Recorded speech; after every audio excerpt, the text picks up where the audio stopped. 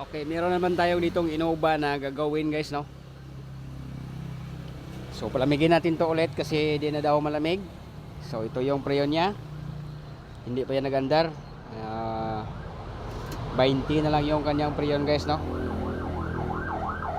So ito na naman yung ating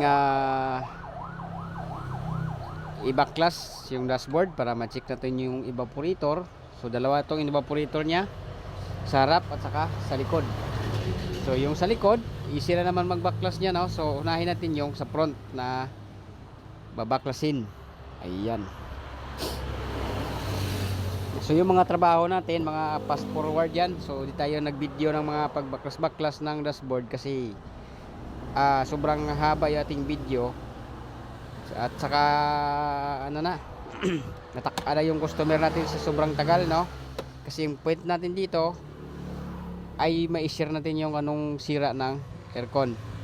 Yan. So yun yung ating purpose sa ating ano guys, no? Sinishare natin yung anong sira para may idea yung mga car owners pagdating sa car aircon. Okay? So fast forward tayo. Tanggalin natin itong dashboard para ma-pull out yung evaporator. Let's go! At yan, so natanggal na natin yung dashboard. Yung natira na lang yung housing ng evaporator kasi nandito na yung blower natin. Sobrang daming alikabok guys, oh. Ayan. Tapos yung sa likod natanggal na rin at saka naligtis. So ito guys, oh, silip ko lang yun. Ito yung cover nya. At ito yung evaporator. May sungaw, may leak. Ayan, oh. Kanyang leak nasa likod.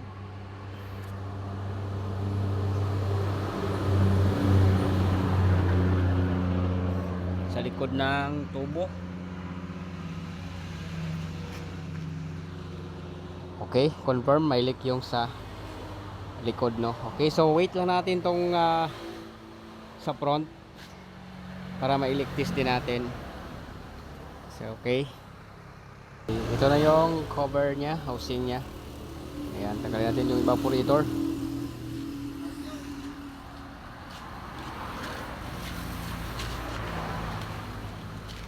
Half na half. Hindi hindi dah. Hari dia.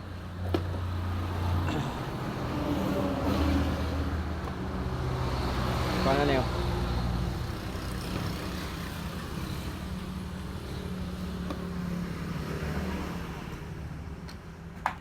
Okay.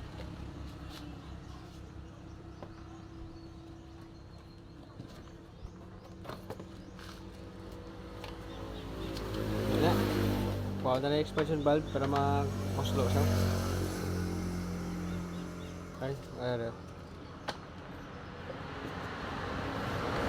Okay, so tanggalin na natin tong expansion valve. Meron siyang 4mm na dalawa. So tanggalin natin to para mahugot siya sa housing guys.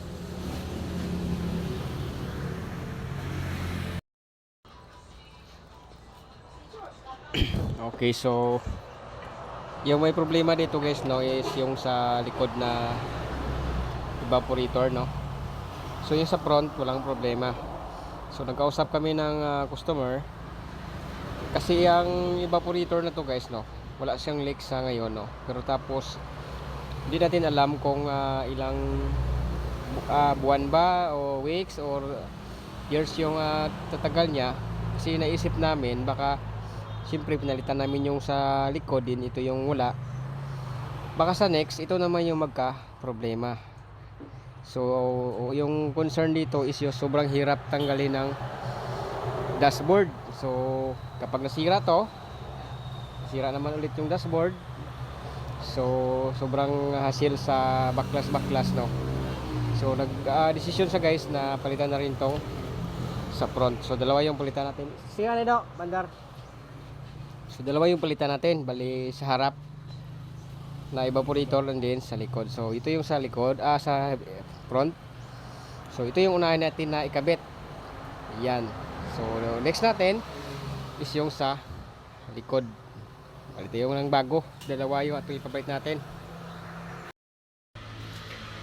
At ito na yung sa likuran na evaporator. Ayan. Gigising lang natin kasi kami binili natin ito kagahapon kasi wala tayong stock. Yung stock natin is sa front lang, no? So nasimbol na natin yung sa front at naibalik na rin sa dashboard. So ito na lang yung wala sa likuran, no? Ayan. So yung Innova dito natin na pinarking sa likuran ng Fortuner. So meron pa tayong ongoing dito na ginagawa, no? So doon tayo magkabit ng ating evaporator. Ayan. So symbol ko lang tong ano guys, ito yung mga luma niya, no? Symbol ko lang to para maikabit na natin sa doon sa kanyang ano. Okay, so di lang tayo mag video guys para fast forward tayo para hindi mainip yung ating mga viewers. Okay, so ito na guys, no? Ayan, napag-tughong na tayo ng freon or refrigerant. So good na po yung system. So maglagay din tayo ng cabin filter.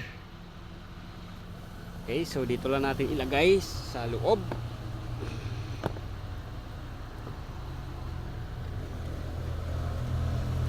So pag magpalit kayo guys, no, kapag ganyan ninyo may UP po, bawasan nyo to ng konti dito, kahit isang row lang para magkasya siya, no? So agupitan ko lang muna.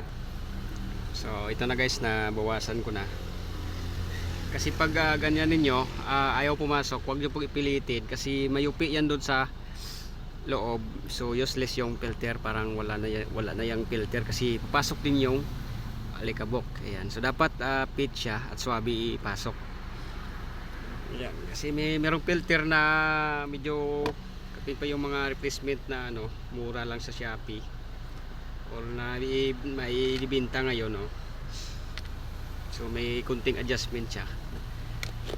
Ayan. Dapat ano siya, fit. Pag ulitin ko lang, no, pag pasok nyo hindi siya pumasok, parang mayupi siya, huwag nyo pong ipilit kasi pag ipilit nyo siya mayupi po doon sa loob. So papasok pa rin yung alikabok papuntang evaporator. Dapat tsakto lang. Okay, ayan. So i-cover na natin itong kanyang takip.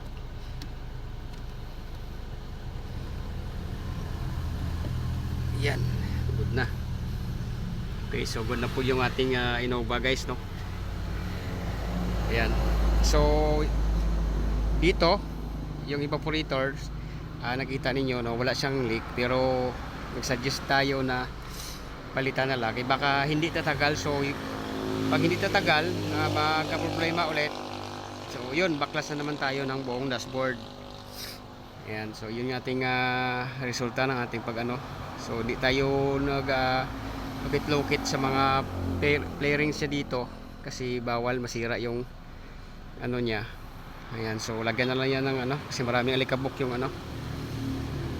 Okay, so yun lang guys ang ating may share dito. Sana may na-share tayo kahit kunti lang na ano tips sa paggawa ng car aircon. Okay? Thank you for watching. God bless po.